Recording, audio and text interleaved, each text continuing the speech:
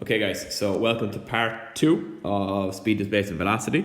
So for today's class, we're going to be looking at the last 3 learning intentions, okay?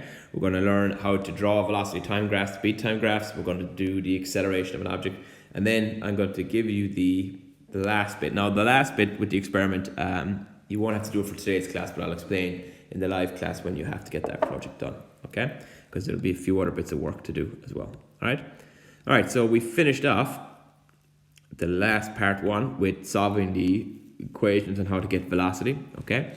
So we'll move on from there, okay? So where we're going to start with now, guys, your first heading, distance time graphs, okay? So distance time graphs, so I'll tell you what to take down here. That's just your heading, all right? So take down the last point here, all right? How would plotting this information in a graph assist our calculations, okay? Now the reason for plotting the graphs is just in case if you're asked why are graphs more efficient than not using graphs, okay? Generally in physics, science and maths in general, it allows you to see the speed of precise distances and it allows you to know how far they would travel. So in other words, it's a lot easier to get, there's no calculations involved once you've your graph plotted. If somebody's asking you how far did they travel at this time, how long did they take them to travel, you just draw your lines onto your graph and it gives you the answer. So it's a lot quicker, a lot more efficient, and a lot less room for error, okay? Now, for this, when drawing your distance time graphs, okay, so this is still under the same heading, distance time graphs, okay? Ignore point 2, okay? They generally give you the graph paper now in the new course, okay? So, number 1, time is always on the x-axis. So take down every point I highlight here, but make sure you put this in red. Time always on the x-axis. Number 2, your graph must be drawn in pencil. Now the reason for this is because if you draw it in biro and you make a mistake, now you're in trouble. You're going to have to try Tipp-Ex out. It's messy. It doesn't look as nice. Keep it in pencil, guys. If you make a mistake, it's easier to clean up. You must label the x and y axis. So you can't just draw the axis. You have to tell the examiner what are you putting on the x-axis, what are you putting on the y-axis, to explain it to them so that if they're looking at it, they can tell what you're doing. And you must draw a straight line that goes through the origin 0, 0. So you have to have a straight line that goes through the origin 0, 0. It can't just be going off in a random direction. Okay? All right. So take down those 4 points. Now this is an example. You don't need to take this down, but this is just an example of a distance time graph. This is what they were given. Okay? And they have the time on the x-axis. They have their distance on the y-axis. That should just be m, not ms. That was a mistake by the exams commission that year. Okay? Now, how did they plot? So again, they have 5 seconds for the y or the x-axis. So look, each large box, they just gave it a second. Okay? For distance, they had to get to 10. So they counted up and they had 10 boxes. So they gave each large box a 10. You see? That's all they did. Now, how do they plot the points? Well, what they do, look at the first one. For 1 second, so that's here, 1 second, they went up 2 meters. That's here. So what you do is with your ruler, you go to the 1 second and you draw your line straight up. For your distance, you go to 2, you draw your line straight across. Where the 2 lines meet, that's your point. And they do the same the whole way across. 2, 3 all the way up, 6 all the way across. You see? That's it. And then once that's all done, they join their points and get a straight line. That's it. Okay? That's all there is to it. Now, what you need to do in your notes copies is take down this. This is your question now for you to do. Follow this method here, okay? So it's similar but different, okay? So distance, 0, 10, 20, 30, 40, 50 in the time of 0, 1, 2, 3, 4, and 5. And look, see, do the same here, okay? Except instead of going up in ones, we're going to go up in tens, okay? So you see the way here, this is 1. Instead of we're going to go 10, 20, 30, 40. 10, 20, 30, 40, 50. Okay, so same thing. Okay, similar thing, similar makeup. All right, so plot it. And remember, time is the x-axis. That has to go on the x-axis. Okay, so take down the question first. All right, and then when you've that done and drawn in, look at the following. Plot the point and enter the following. Find the time to travel at 15 meters. Find the distance traveled in 4.5 seconds. And find the time to travel in 35 meters. Okay. So draw it into the graph paper in your notes copy, and when you've that done, unpause the video and check how your answers look. Okay? Alright, so this is what you should get. Your graph should look something like this. Okay, now this should say distance here, but anyway. So your time and distance, and see 1 to 5, 1 to 50. Okay. So now these questions, if you didn't know how to answer them, let's go through them here. Find the time to travel 15 meters. So all you do, you go to 15, which is halfway between 10 and 12. So that's 15. And you come all the way, draw a straight line across till it hits the line and come down. And it should, no, that's badly drawn by myself there, but that should work in at 1.5 seconds. Question 2, find the distance traveled in 4.5 seconds. So go to your graph. 4.5 will be here. You draw a straight line up until it hits the line with a ruler, straight line up, and then straight line across. Now obviously I'm not using a ruler for this, but to 45 meters. And then the last one, 35 meters, so go to 35, which is here. Straight line across, it hits the wire, straight line down, 3.5 seconds. And there you have it. Okay.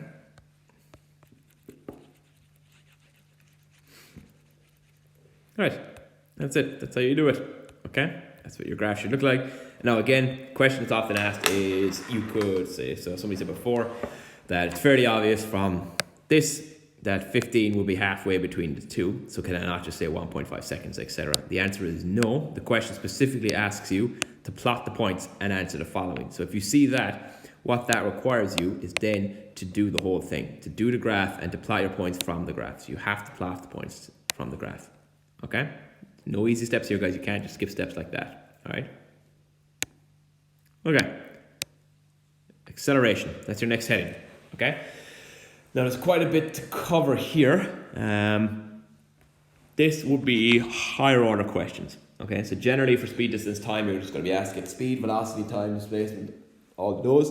But sometimes they can ask you the higher order questions like acceleration. Okay, so just be prepared for this. This will be the tougher now. These are tougher than speed, distance, time because there's a little bit extra work. Okay, so take down the definition of acceleration. The acceleration of an object is the change in velocity per second. So take that down. Okay. Note it's velocity, not speed, okay? And then take down the equation. What is acceleration? Acceleration is change in velocity divided by time, okay? So acceleration is change in velocity divided by time. So what does change in velocity mean? Okay, so I'm just gonna do this in a different color. So I'm gonna pull this out here. So we just, right? What this means your final velocity minus your initial.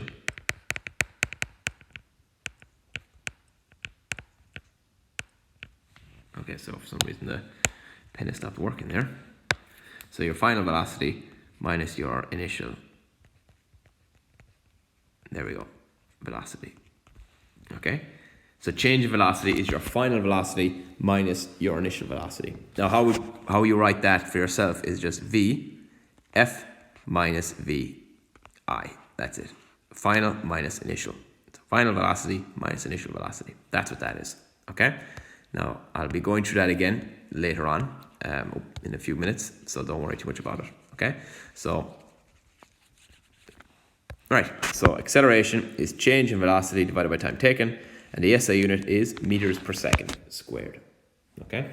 So there you go. Take down those 3 points with your definition. Now the question is, can I use the equation as my definition? You can, of course. So in physics, the equation is the same as the definition. So if you're asked to define acceleration, you won't be asked to define the acceleration, not in the new course, but if you ever are, you can use the equation. Okay, they mean the same thing. All right. So right. So here we have 4 questions. So question 1, question 2, question 3, and question 4.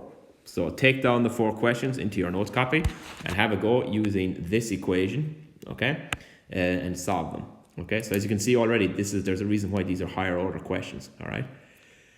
Now, so pause the video, have a go. When you think you've them done, come back and we go through them. Right. Question 1.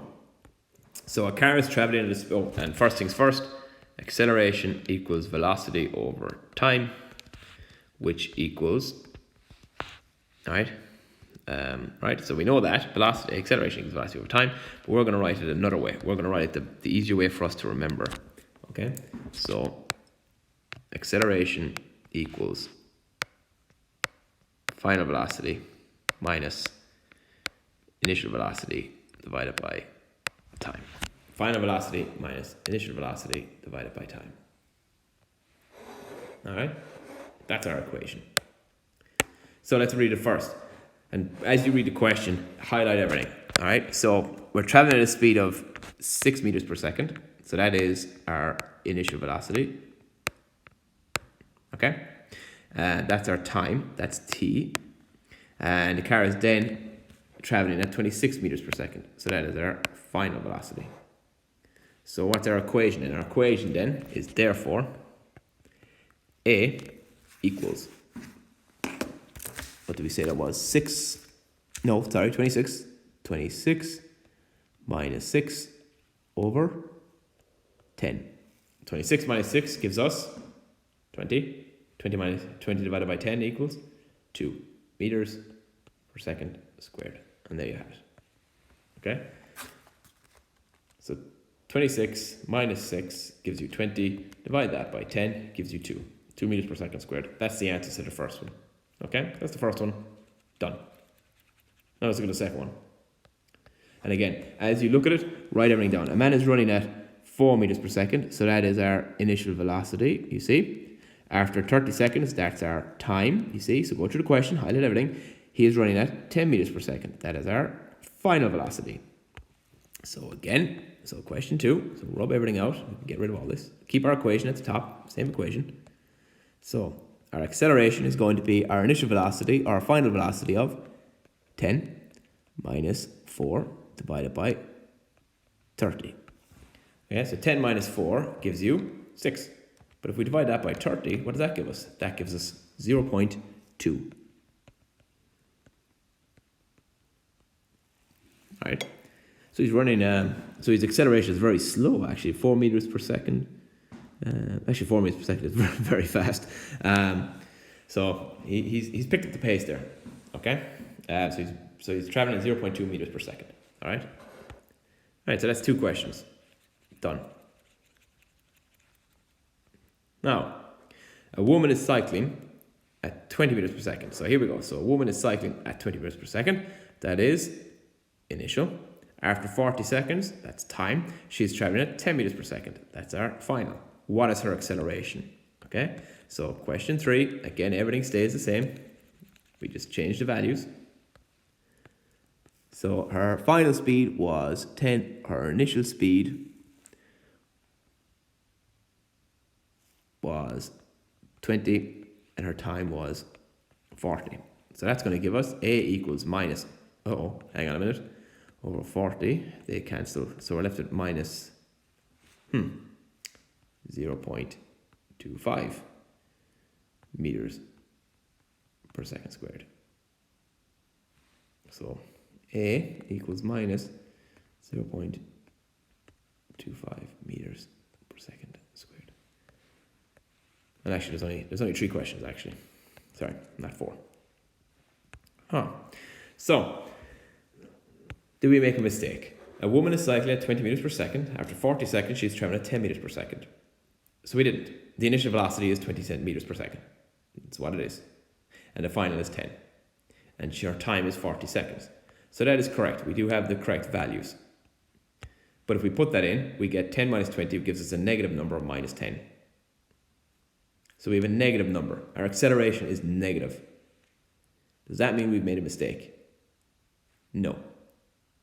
All right? It doesn't. So instead we got to ask ourselves, we got a minus value for the last question. What does that mean? Okay? All right? So we got a negative number. So what does that mean? All right?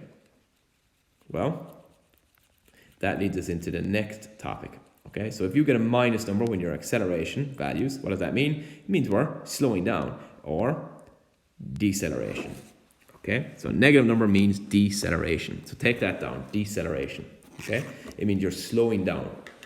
Okay, so deceleration. And the velocity of an object is decreasing.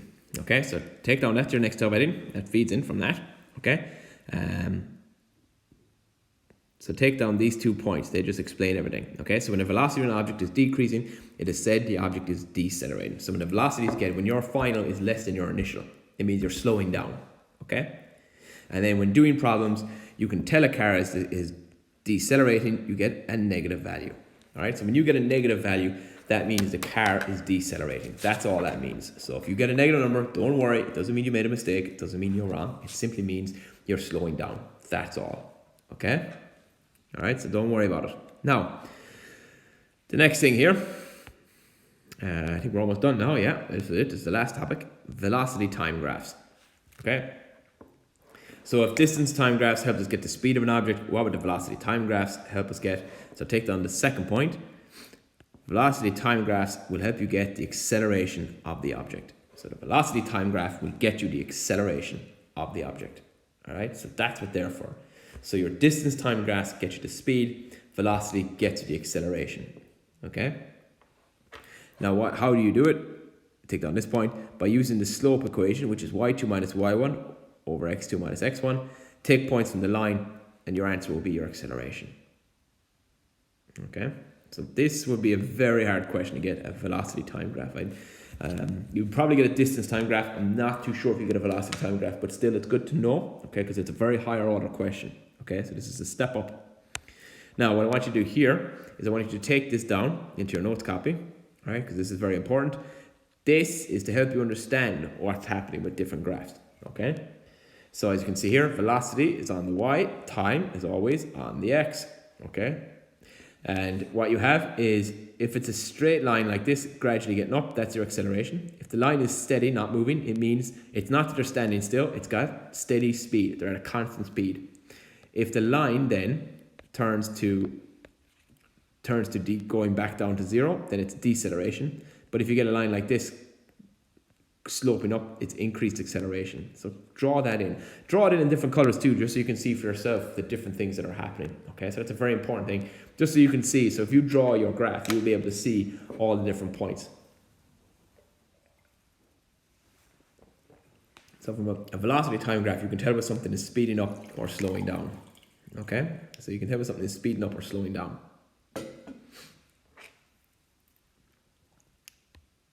Now, what I want you to do then is draw this in to your copies. Similar to before, again, use the graph paper. Your time, your velocity, 5, 10, 15, 20. So make each box. So make each go up and, let me see. So yeah, if you make each box a 5, you should be able to figure it out from there. Okay, all right. So draw the graph, and then what you need to do is find the acceleration. Okay, so all you do is, we can even work it out here. After actually, I don't have the graph myself because I couldn't find the answer to that. I usually draw it out on the board with you, but obviously that won't be happening. So I'll calculate the answers here for you and tell you what the answers would be. So draw in your graph, find the acceleration. So find the acceleration of this object. Okay, how long did it take to reach a velocity of 18 meters per second? So again, on your graph, you go to 18 meters per second here, and you have your line like that. You come across, and my line should be hitting the, sorry, hold on a second there now. My line should be hitting the 0 point. I seem to have difficulty drawing a 0 point line. Okay, 1 second here. So my pen is not as accurate. There you go. All right, so it comes from the 0, 0. You draw across, hit your line, and then come down, and then whatever time that is there.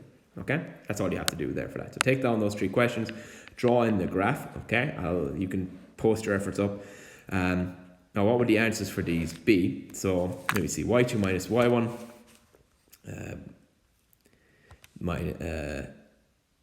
so your acceleration will work out to be, in the end, when you get your answer. So remember the equation, y2 minus y1 over x2 minus x1. Use that equation, pick your 2 points from the graph, from the line, okay? It should work out to be, anyway, 5 meters per second, okay? So how long did it take to reach a velocity of 18 meters per second? So that one, let me see now. So 18, so you're looking at maybe 3.8, I suppose. Would be kind of you're there, 3.8-ish. So let me do a quick calculation there.